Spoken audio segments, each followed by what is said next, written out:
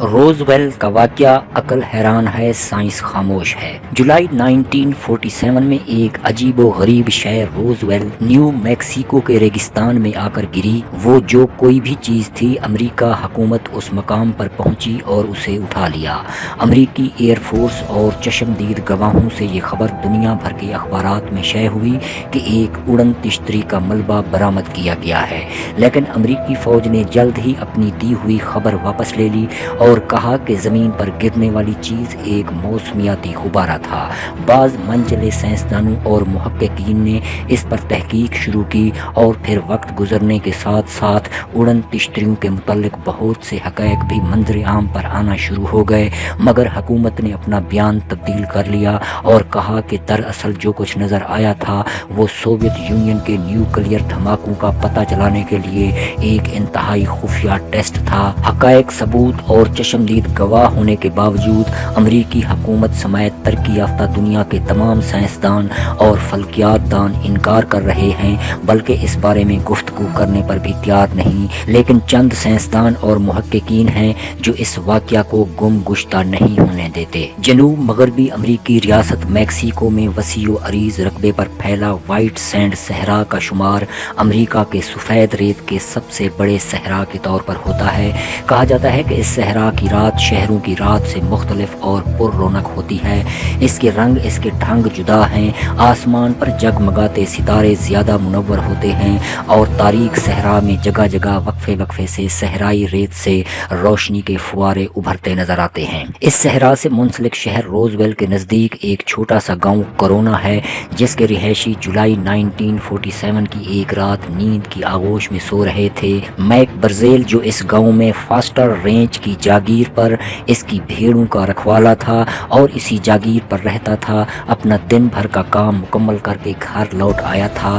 بادل اٹھے، بجلی کڑکی، بارش ہونے لگی۔ موسم گرما میں اس علاقے میں ابر و باران کا اچانک آنا اجنبی نہیں ہے۔ میک سونے کے لیے لیٹ گیا، لیکن ابھی اس کی آنکھ ہی لگی تھی کہ بادلوں کی گڑگڑاہٹ اور بجلی کی تڑپ کے ساتھ ساتھ ایک دھماکہ ہوا، جس سے میک لرز گیا اور کھڑکی اور دروازے کی دراڑوں سے غیر معمولی تیز روشنی کی چمک نے اسے بیدار کر دیا، لیکن میک اسے موسم کی کارستانی سمجھ کر لمبی تان کر سو گیا۔ دوسرے دن وہ طلوع سحر کے ساتھ ساتھ جاگا۔ موسم صاف ہو چکا تھا، آسمان نیلگوں تھا، سورج نکلنے ہی والا تھا۔ اس نے بھیڑوں کو احاطہ سے نکالا اور کھلے صحرا کی سمت حسب معمول چل پڑا۔ کھلے میدان میں اسے آج صحرا میں جگمگاتے عجیب رنگوں کے ٹکڑے بکھرے دکھائی دیے، جو 1 میل لمبے اور کئی 100 فٹ چوڑے صحرا میں بکھرے پڑے تھے۔ یہ ٹکڑے کسی انجانی چیز کے بنے ہوئے تھے، جو نہ دھات تھی، نہ پلاسٹک اور نہ ہی لکڑی۔ ایسا لگتا تھا کہ جہاز یا کوئی چیز تیزی سے آتی ہوئی یہاں کسی شے سے ٹکرائی ہے اور پھر دور کہیں وادیوں میں جا گری ہے۔ میک کی بھیڑوں نے ان بکھرے ہوئے ٹکڑوں کے درمیان چلنے سے انکار کر دیا اور بدک کر دوسری طرف ہو لیں۔ میک نے تجسس میں آ کر چند ٹکڑے اٹھائے اور ساتھ گھر لے آیا، جسے دیکھ کر میک کے پڑوسی نے اسے اس بات پر کیل کیا کہ اس کی خبر ایئر فورس کو دو گے تو شاید تمہیں کوئی انعام مل جائے، کیونکہ دوسری عالمی جنگ اپنے انجام کو پہنچ چکی تھی اور دنیا میں 2 بڑی طاقتیں روس اور امریکہ کے درمیان سرد جنگ جاری تھی۔ امریکی ایئر فورس نے روس کے جاسوسی جہازوں یا دوسری چیزوں کے بارے میں خبر دینے پر انعام بھی رکھا تھا۔ چنانچہ میک یہ ٹکڑے لے کر اپنے گاؤں کے آفیسر شیرف جارج ولکوکس کے پاس گیا۔ شیرف نے مقامی air force headquarter Roswell army air force کو اطلاع دی کہ روزویل کے قریب شاید کوئی طیارہ آ کر گرا ہے، لیکن ایئر فیلڈ کا نہ تو کوئی جہاز گم ہوا تھا اور نہ ہی انہیں ریڈار پر گزشتہ رات کسی جہاز کے گزرنے اور گرنے کی اطلاع تھی۔ بہرحال ایئر فورس سے میجر جینی مارسیل اور کیپٹن شیر ڈین کیوٹ فورس کے ایک ٹرک کے ہمراہ کورونا کے صحرا میں وارد ہوئے۔ ساتھ میں گاؤں کے کئی افراد بھی مدد کے لیے پہنچ گئے۔ آرمی سارے بکھرے ہوئے ٹکڑے سمیٹ رہی تھی کہ تھوڑے فاصلے پر انہیں اس گر کر تباہ ہونے والے طیارے کے ملبے کے آثار نظر آئے، لیکن یہ طیارہ عام طیاروں سے مختلف ایک بہت بڑی گول پلیٹ کی مانند تھا، جس کا گنبد نما حصہ واضح طور پر چمکتا نظر آ رہا تھا۔ اس ملبے کے قریب پہنچ کر لوگ حیران ہو گئے۔ پتہ چلا کہ وہ چیز جو روزویل میں اس رات گری تھی، وہ سوائے ایک اڑن तश्तरी के और कुछ नहीं। उसके करीब ही नीचे ज़मीन पर 3 मुर्दा अजसाम पड़े नजर आए, लेकिन ये इंसानी जिस्म से काफ़ी मुख्तलिफ थे। हड्डियों की तरह सूखे हाथ पैर, लंबी उंगलियां, दुबला पतला नाजुक जिस्म, लेकिन सर बहुत बड़ा, चेहरा बीजवी, लेकिन माथा और सर की जानिब से गैर मामूली बड़ा था और थोड़ी की जानिब से लंबूतरा, और चेहरे पर लंबी नुमायां आँखें। देखने में ये कोई और दुनिया की मखलूक लगते थे। ये अजीब व गरीब मंजर देखकर एयरफोर्स ने फौरन इलाके के लोगों को वहां आने से रोक दिया और उन्हें वापस घर जाने पर मजबूर कर दिया। साथ ही हादसे के इस इलाके का घेराव कर लिया गया और आने जाने वालों के लिए रास्ता बंद कर दिया गया। तहकीक की गर्ज से उड़न तश्तरी के मलबे और खलाई मखलूक के अजसाम को आर्मी ने अपने कब्जा में ले लिया और अपने बेस में स्टेशन रवाना हो गई। मेजर जेसी मार्शल ने अपने बेस कैंप के इस अनोखे हादसा की इतला दी, जहां के कर्नल विलियम ने मेजर मार्शल को इस मलबे के टुकड़े जनरल रॉजर रेमी के पास ले जाने का आर्डर दिया। साथ ही कर्नल विलियम ने एयरबेस के public information officer lieutenant Walter heart के हाथों प्रेस में ये खबर भी भिजवा दी कि रोजवेल में उड़न तश्तरी गिरी है, जो अब एयरफोर्स के कब्जा में है। मेजर मार्शल अपने साथी कैप्टन केवेट के हमरा फजाया के एयरबेस में ब्रिगेडियर जनरल रॉजर रेमी से मिलने आए और उसे 1 फुट लंबा और 6 इंच चौड़ा धात का एक टुकड़ा दिखाते हुए बताया कि ये उस उड़न तश्तरी के मलबे का हिस्सा है जो कस्बा रोजवेल के करीब गिरी थी। धात का वो टुकड़ा इंतहाई अजीब था,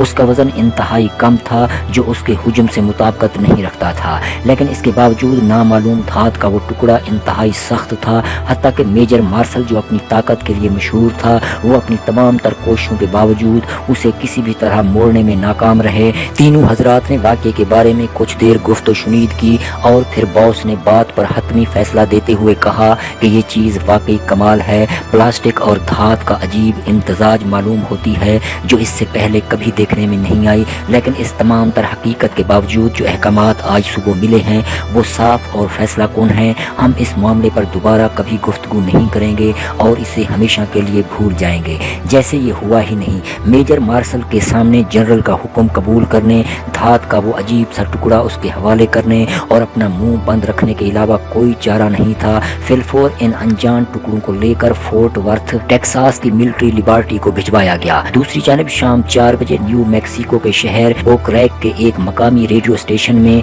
लीडिया स्लैपी नामी खातून मामूल के दफ्तरी अमूर अंजाम दे रही थी कि अचानक फोन की घंटी बज उठी। उसने फोन उठाया। दूसरी तरफ रोजवेल के एक रेडियो स्टेशन का मालिक जॉनी मैकबॉयल था, जो टेलेक्स मशीन न होने की वजह से हर अहम खबर के लिए लीडिया को फोन करता था ताकि वो अपनी टेलेक्स मशीन के जरिए बड़े अखबार तक ये खबर पहुंचा सके।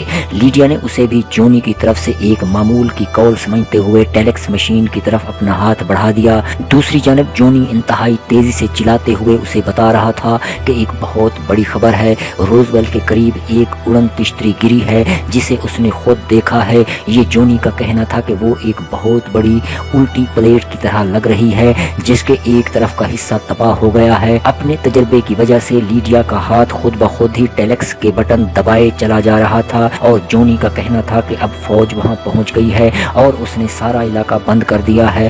फौजी 2 लाशों की बात कर रहे हैं जो शायद उड़न तश्तरी से निकाली गई हैं और वो इसे बेस कैंप ले गए हैं। लीडिया टाइप किए गए टेलेक्स को दूसरे स्टेशनों पर भेजने लगी कि अचानक टेलेक्स मशीन पर एक मुख्तसर पैगाम मौसूल हुआ जो बार बार तेजी से दोहराया जा रहा था कि खबर फौरन रोक दो, टेलीकास्ट बंद कर दो। FBI उसी वक्त जॉनी की आवाज दोबारा सुनाई दी जो कह रहा था कि उसने जो कुछ बताया है लीडिया उसे नशर ना करे, बल्कि उसने जो कुछ सुना है वो भी भूल जाए। ये कहकर जॉनी ने अपनी खिलाफे आदत तेजी से फोन काट दिया और लीडिया परेशानी के आलम में सोचने लगी कि आखिर वो क्या करे। हुकूमती इदारे एयरफोर्स अपनी तमाम तर कोशिशों के बावजूद इस खबर को दुनिया भर से छुपाने में नाकाम रही, क्योंकि एयरबेस से भी प्रेस रिलीज निकल चुकी थी और इस हादसे के सैकड़ों चश्मदीद गवाह मौजूद थे। दूसरे दिन मकामी अखबार रोजवेल डेली रिकॉर्ड ने अपनी 8 जुलाई की अशात में ये सुर्खी लगाई कि रोजवेल के बियाबान में एयरफोर्स का उड़न तश्तरी पर कब्जा।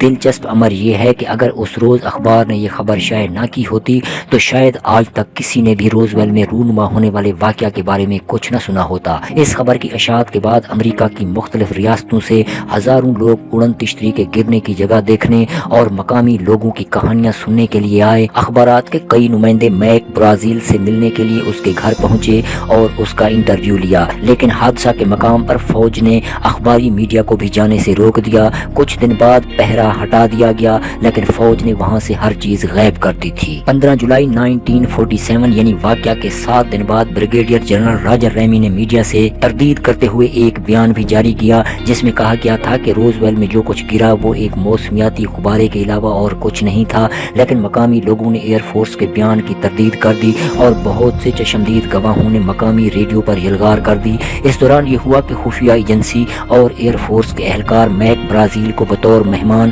قریبی آرمی بیس لے گئے اور اس کے بیانات قلم بند کیے گئے۔ میک خفیہ پولیس اور ایئر فورس آرمی کا پورا ایک ہفتہ مہمان رہا، اور جب میک واپس آیا تو اس کا بیان گزشتہ بیانات سے مختلف تھا، لیکن میک کے بیانات جو اس نے ایئر فورس کو دیے تھے کبھی منظر عام پر نہیں آئے۔ البتہ میک نے اپنی فیملی کو یہ ضرور بتایا کہ ہفتہ بھر جو سلوک اس کے ساتھ کیا گیا وہ مہربانہ نہ تھا، حتیٰ کہ اسے بیوی بچوں کو فون کرنے کی اجازت بھی نہ تھی۔ اس کے بعد میک برازیل اپنی جاگیر کو خیر بات کہہ کر تلارسا شہر منتقل ہو گیا۔ میڈیا میں کوہرام مچ گیا۔ میک برازیل کے گزشتہ بیانات اور انٹرویو اس بات کا ثبوت تھے کہ کوئی انوکھا واقعہ ضرور ہوا ہے۔ امریکی فوج کے بیان کا ہر کسی نے خوب مذاق اڑایا۔ ان لوگوں کا کہنا تھا کہ اگر معاملہ صرف ایک موسمیاتی غبارے کا تھا تو پھر فوج کو یہ بات ریڈار ذریعے حادثہ کے وقت ہی معلوم ہو جانا چاہیے تھی۔ یہ بات منظر عام پر لانے کے لیے ایک ہفتہ تک کیوں انتظار کیا گیا، اور اس وقت تک حادثہ کا پورا علاقہ پریس و میڈیا کے لیے کیوں بند کر دیا گیا تھا؟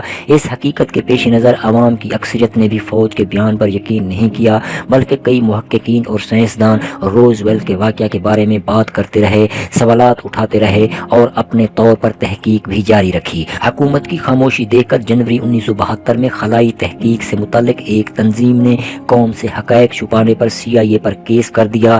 بند کمرے میں منعقدہ 7 نشستوں کے بعد عدالت نے قومی سلامتی کے پیش نظر کیس بند کر دیا۔ 1978 میں سب سے پہلے نیوکلیئر فزکس کے سائنسدان اسٹینٹن فریڈمین نے یہ کیس پھر سے کھولا۔ اس نے اس واقعہ کے گواہوں اور کئی ملوث اہلکاروں سے پوچھ گچھ کی اور دوبارہ چھان بین کی تو پتہ چلا کہ موسمیاتی غبارے کی کہانی پینٹاگون کے احکامات پر بنائی گئی تھی۔ میڈیا کو گمراہ کرنے کے لیے ہوسٹن کے کرنل ڈوبس کی مدد سے ایک نقلی موسمیاتی غبارہ بنوایا گیا اور فورٹ ورتھ کے فوٹوگرافر جے بونڈ جانسن نے اس کی تصویریں کھینچ کر میڈیا کو فراہم کی۔ اسٹینٹن فریڈمین نے اس واقعہ کے سب سے اہم کردار میجر جیسی مارشل سے رابطہ کیا، جو زیادہ کچھ بتانے کو تیار نہیں تھے، مگر ان سے اتنا ضرور پتہ چل گیا کہ دھات کے جو ٹکڑے ملے تھے ویسے زمین پر کہیں نہیں پائے جاتے۔ امریکی ایئر فورس کے ڈاکٹر گلین ڈینس جو روزویل ایئر فورس بیس پر ان دنوں تعینات تھے، اس بات کا اعتراف کیا کہ روزویل واقعہ کے وقت ان کے بیس کیمپ پر خلائی مخلوق کی لاشیں لائی گئی تھیں۔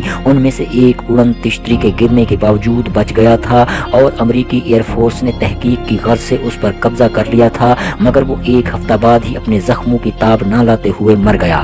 اس دوران روزویل کے واقعہ اور اس سے متعلق فوج کے خفیہ کردار پر سینکڑوں رپورٹیں شائع کی گئیں، اور پھر وقت گزرنے کے ساتھ ساتھ بہت سے حقائق بھی منظر عام پر آنا شروع ہو گئے۔ سال 1980 میں معروف امریکی ماہر لسانیات چارلس بیرلٹس اور مصنف ولیم ایلمور نے اس معاملے کی تحقیق کی تو اسے پتہ چلا کہ وہ چیز جو روزویل میں اس رات گری تھی وہ سوائے ایک اڑن تشتری کے اور کچھ نہیں تھا، جس میں خلائی مخلوق کی لاشیں تھیں۔ اپنی کتاب دا روزویل انسیڈنٹ یعنی روزویل واقعہ میں دونوں مصنفین نے اس واقعہ سے متعلق تمام تحقیقات جمع کی اور ان لاشوں کی طرف بھی توجہ دلائی جو 1947 میں اس اڑن تشتری میں سے برآمد کی گئی تھیں۔ بیرلٹس کے مطابق امریکی عسکری خفیہ مقامات میں سے ایک مقام ایریا 51 نامی علاقہ بھی ہے، جس میں سائنسدانوں نے ان 2 خلائی مخلوقات کی لاشوں کا پوسٹ مارٹم کر کے انہیں اب تک وہیں محفوظ بھی رکھا ہوا ہے، جس سے صاف ظاہر ہوتا ہے کہ امریکی حکومت اپنی قوم اور پوری دنیا سے دوسرے سیاروں میں موجود تہذیبوں کی حقیقت چھپا رہی ہے۔ چارلس بیرلٹس اور ولیم مور کی کتاب نے فروخت کے تمام ریکارڈ توڑ دیے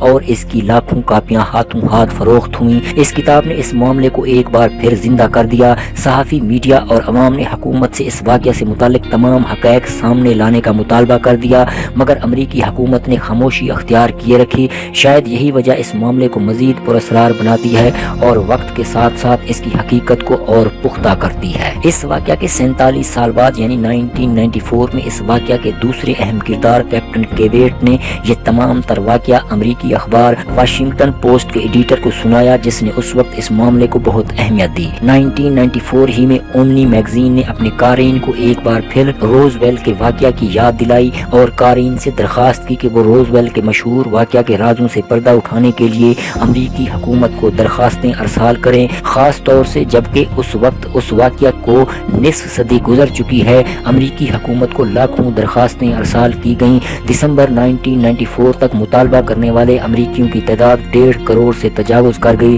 لیکن حکومت پھر بھی ٹس سے مس نہ ہوئی اور ایسے ایک دن اچانک روزویل کے واقعہ کی تصدیق کے لیے ایک ایسا ناقابل یقین ثبوت منظر عام پر آ گیا جس نے شک کی کوئی گنجائش باقی نہیں چھوڑی تھی۔ برطانوی ٹی وی سے تعلق رکھنے والے رے سینٹیلی ایک ایسی ویڈیو فلم منظر عام پر لائے جو ان کے مطابق انہوں نے ایک سابق امریکی ایئر فورس اہلکار سے حاصل کی تھی جس نے اسے 50 سال سے چھپا کر رکھی تھی اور بستر مرگ پر اسے منظر عام پر لانے کا فیصلہ کر لیا تھا۔ یہ ویڈیو ایک دھماکے سے کم نہیں تھی۔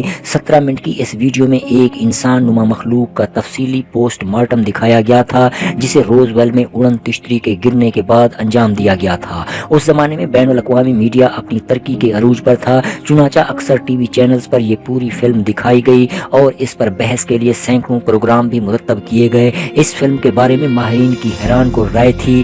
سینماگرافی کے ایک ماہر نے یقین دلایا کہ فلم کا خام مادہ واقعی 1940 کی دہائی سے تعلق رکھتا ہے جسے 1945 اور 1948 کے درمیان فلمایا گیا تھا۔ ہالی ووڈ کے ماہرین نے بھی اعلان کیا کہ اس فلم میں کوئی سینما ٹرک استعمال نہیں ہوئی۔ دوسری جانب امریکی ریاست سان فرانسسکو کے طبی مرکز کے سرجن ڈاکٹر سیرل ویسٹ نے اپنے وسیع تجربے کے باوجود یہ یقین دلا دیا کہ یہ فلم میں دکھائے جانے والا کام ایک درست پوسٹ مارٹم ہے جو ایک حقیقی ماہر ہی انجام دے سکتے ہیں، کوئی اداکار نہیں۔ اس کے علاوہ ٹشوز کے ماہر ڈاکٹر کرس میلرو کا کہنا تھا کہ اگرچہ یہ انسان نہیں ہے لیکن اس کے اعضاء ایک دوسرے سے اس طرح میل کھاتے ہیں کہ انہیں بناوٹی طور پر صرف کوئی ماہر ہی تیار کر سکتا ہے۔ 1996 میں ویڈ مارک انٹرنیشنل نامی کمپنی نے اس ویڈیو کے حقوق حاصل کرنے کے بعد اسے محققین کے انٹرویوز کے ساتھ ایلین آٹوپسی فکشن اور فیکٹ خلائی مخلوق کا پوسٹ مارٹم حقیقت یا دھوکہ کے نام سے جاری کر دیا۔ اس بحث مباحثے کے باوجود امریکی حکومت حسب معمول اس سارے معاملے کو مکمل طور پر نظر انداز کرتی رہی۔ اس فلم کی حقیقت سے کئی سائنسدانوں نے نہ صرف انکار کر دیا بلکہ روزویل کی پوری کہانی کو بھی ایک سفید جھوٹ قرار دیتے رہے اور اس فلم پر سینکڑوں اعتراضات بھی کیے گئے۔ فلم جاری ہونے کے بعد جب عوام کی جانب سے امریکی حکومت پر تجاہل عارفانہ کا الزام زور پکڑتا چلا گیا تو امریکی حکومت اس کے وارث یعنی دفاع، پینٹاگون اور فضائیہ نے 1997 میں ایک اور بیان اس دعوے کے ساتھ جاری کیا کہ یہ انکشاف روزویل کے واقعہ سے متعلق ہر بحث کا ہمیشہ کے لیے خاتمہ کر دے گا۔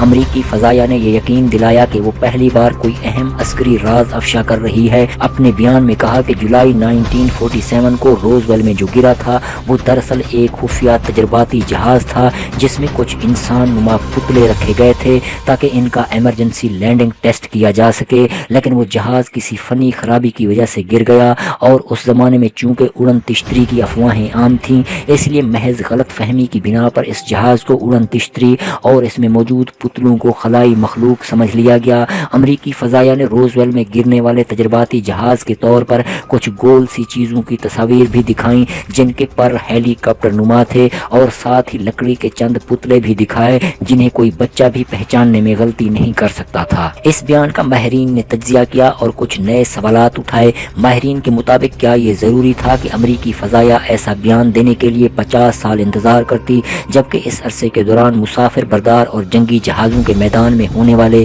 بے پناہ ترقی کے مقابلے میں 1947 کا وہ مبینہ خفیہ جہاز کوئی حیثیت نہیں رکھتا تھا۔ یہ بھی سوال کیا گیا کہ یہ بیان آخر فلم کے منظر عام پر آنے اور بازاروں میں دستیاب ہونے کے بعد ہی کیوں آیا، اس سے پہلے کیوں جاری نہیں کیا گیا۔ صاف ظاہر تھا کہ امریکی حکومت کا یہ بیان دراصل معاملے کو رفع دفع کرنے اور عوام کو بے وقوف بنانے کی ایک احمقانہ کوشش تھی۔ چنانچہ عوام کی اکثریت نے اس نئے بیان کو بالکل اسی طرح مسترد کر دیا جیسے انہوں نے نصف صدی قبل پرانے بیان کو ماننے سے انکار کر دیا تھا۔ امریکہ میں فریڈم آف انفارمیشن ایکٹ یعنی معلومات تک رسائی کی آزادی کے قانون کے تحت حکومت کو ہر وہ بات ایک نہ ایک دن میڈیا اور عوام کی معلومات کے لیے منظر عام پر لانی ہوتی ہے جسے وہ قومی سلامتی کے پیش نظر چھپا دیتے ہیں۔ اسی قانون کے تحت جون 2013 میں برطانیہ نے 61 سال کے दौरान मुल्क की फ़ज़ाओं में उड़ने वाली नामालूम तश्तरियों के बारे में पुलिस एहलकारों, फौजी, एयरफोर्स के अफसर और शहरियों के वजारत दिफा को लिखे गए खतूत पर मबनी फाइलें जारी की थीं।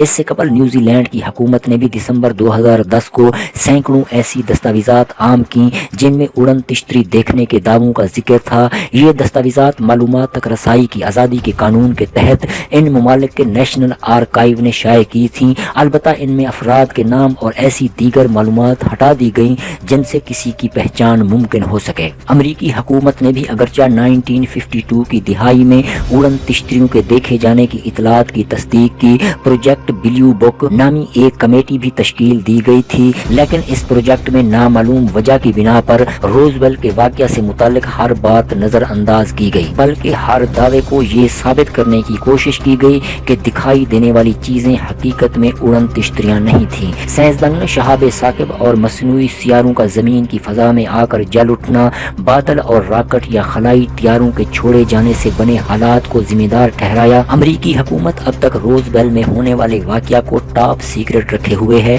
आज भी रोजवेल में हमेशा मौमा बने रहने वाले इस वाक़े की याद में हर साल 2 जुलाई को वर्ल्ड UFO डे मनाया जाता है। हर साल इस वाक़या को ताज़ा किया जाता है और हुकूमत से जवाब तलबी की जाती है। ये सवाल उठाया जाता है कि आखिर हुकूमतें हमेशा कायनात की दूसरी आकिल मखलूक़ात से अपने रवाबित क्यों पोशीदा रखने की कोशिश करती हैं। बाज़ लोगों का ख्याल है कि हुकूमतें ऐसा इसलिए करती हैं ताकि अवाम इन मखलूक़ात की तरफ से कभी जंग या दुनिया पर कब्जे के अंदेशे में मुब्तला न हों। इस हवाले से आलमी शोहरत याफ्ता तिबियात दान डॉक्टर कार्ल सागान की राय कुछ मुख्तलिफ है। वो कहते हैं कि रोजवेल में तबाह होने वाली उड़न तश्तरी से अमेरिका ने जो टेक्नोलॉजी हासिल की, उसने बाद में अमेरिका की साइंसी और सनती तरक्की में बहुत अहम किरदार अदा किया। चुनाचा अमेरिकी हुकूमत रोजवेल की उड़न तश्तरी का मामला इसलिए छुपा रही है ताकि दीगर ममालिक भी इस टेक्नोलॉजी से फ़ायदा उठाने के हक का मुतालबा न कर दें और ताकि इसकी हैबत बरकरार रह सके। डॉक्टर सागान की राय वाकई मंतकी मालूम होती है, क्योंकि अगर रोजवेल का वाक़या सच है तो फिर ये बात भी यकीनी है कि ऐसी किसी भी तरक्की याफ्ता उड़न तश्तरी की टेक्नोलॉजी का हसूल किसी भी मुल्क को तरक्की के एक ऐसे नए मकाम पर पहुंचा देगा जहां कोई भी इसका मुकाबला नहीं कर सकेगा। और अमेरिका हमेशा से यही चाहता आया है, यानी बरतरी और इनफरादियत। हक़ाइक़ बहरहाल कुछ भी हूँ, एक बात यकीनी है कि निस्फ सदी पहले अमरीकी रियासत न्यू मैक्सिको के शहर रोजवेल में एक ऐसा अजीब व गरीब वाक़या ज़रूर पेश आया था जिसकी सदा आज तक गूंजती रही है।